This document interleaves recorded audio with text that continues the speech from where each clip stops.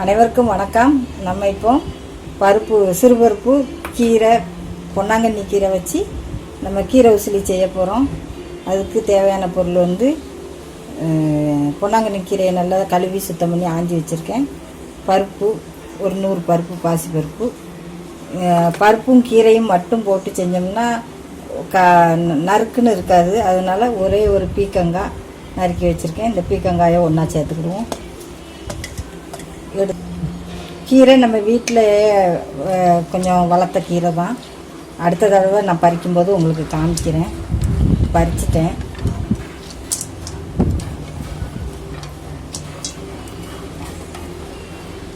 கீரை மட்டும் போட்டு கொடுத்தோம்னா பிள்ளைங்க சாப்பிடாது, சின்ன பிள்ளைங்க. அதனால இப்படி செஞ்சு கொடுப்போம்.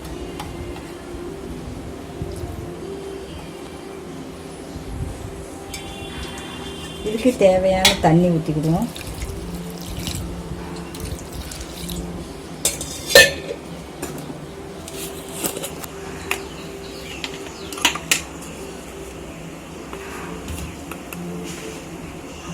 மஞ்சள் பொடி கொஞ்சம் போட்டுக்கலாம்.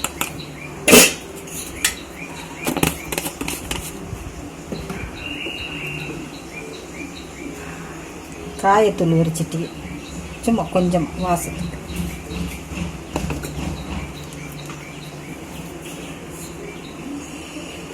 கொஞ்சம் உப்பு சேர்த்துக்கணும்.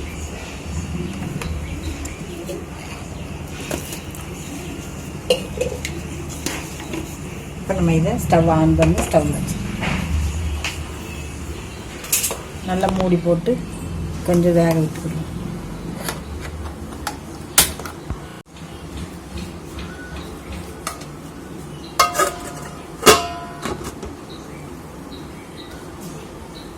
ஒரு 10 நிமிஷம் நல்லா பருப்பு மசியட்டும், எடுத்து காமிச்சு. நமக்கு கீரையும் பருப்பும் இந்த அளவுக்கு வெந்திருக்கு. இதில் 2 மிளகாய் போட்டுடுவோம், ஒரு சின்ன தக்காளி, கொஞ்சமாக நறுக்கி வச்ச வெங்காயம் சேர்த்து இது எல்லாம் நல்லா சேர்ந்து மசியட்டும்.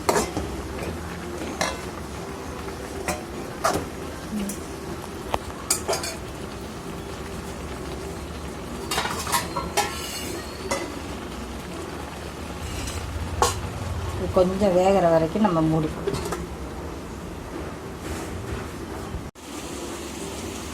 இப்போ நம்ம கீரைக்கு மசாலா வச்சுருக்கோம். தேங்காய், சீரகம், மிளகாய், 2 மிளகாய் சேர்த்துருக்கேன், ஒரு பூண்டு சேர்த்துருக்கேன். இப்போ நம்ம அதுக்கு கரைச்சி ஊற்றிக்கலாம். பருப்பு கொஞ்சம் வெந்திருக்கு, மசாலாவில் கொஞ்சம் வேறு.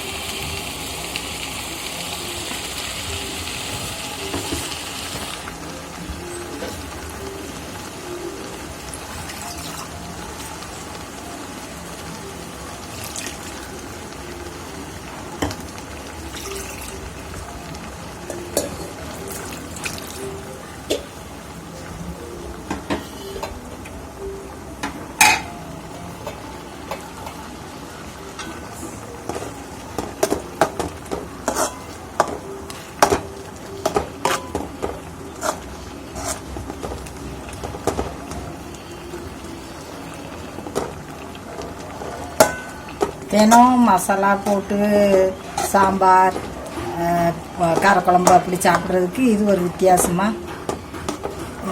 வேறு எந்த விதமான மசாலா பொருட்களும் நம்ம சேர்க்கலை. மல்லித்தூள், வத்தல் தூள் எதுவுமே நம்ம சேர்க்கலை. இதிலே தான் இன்னும் தாளிப்புக்கு மட்டும் 2 வத்தல் கிளி போட்டு நம்ம தாளிச்சுக்கிடுவோம். 2 மிளகாய் நறுக்கி போட்டுருக்கேன், 2 மிளகாய் அரைச்சி ஊற்றிருக்கேன். இது நல்லாயிருக்கும், டேஸ்ட்டாக இருக்கும். இன்னும் கொஞ்சம் பருப்பு மட்டும் மசிஞ்ச உடனே தாளிச்சு ஊற்றிடுவோம்.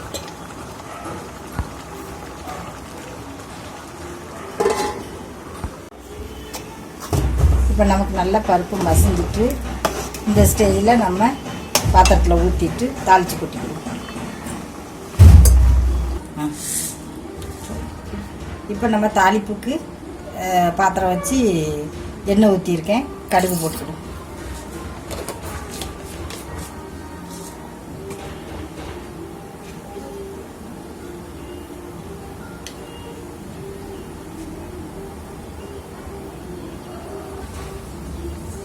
ஜெயிக்கும் தள்ளி இப்படி இப்போ நம்ம கடுகு வெடிக்கும்போது வத்தலையும் சேர்த்து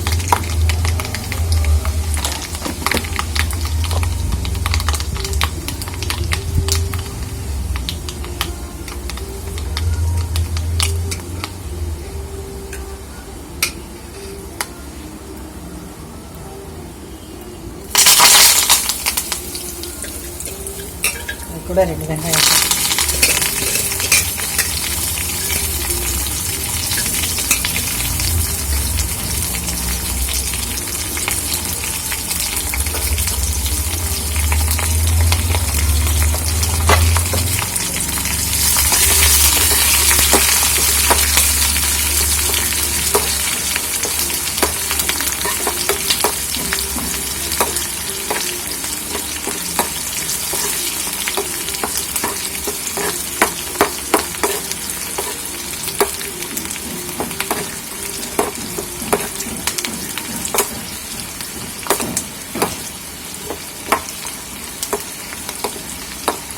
கீரையை தனியாக நம்ம வதக்கி கொடுத்தாலும் பிள்ளைங்க சாப்பிட ரொம்ப யோசிப்பாங்க.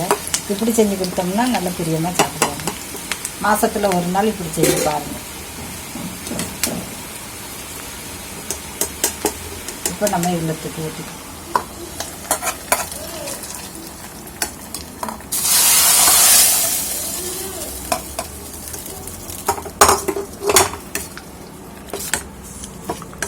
பருப்பு கீரை உசிலி ரெடி ஆயிடுச்சு. நல்லா டேஸ்ட்டாக இருக்குது. இது மாதிரி நீங்களும் உங்கள் வீட்டில் செஞ்சு பாருங்கள். நம்ம சேனலில் சப்போர்ட் பண்ணுங்கள், சப்ஸ்கிரைப் பண்ணுங்கள். அடுத்த வீடியோவில் மீட் பண்ணுவோம். தேங்க்யூ.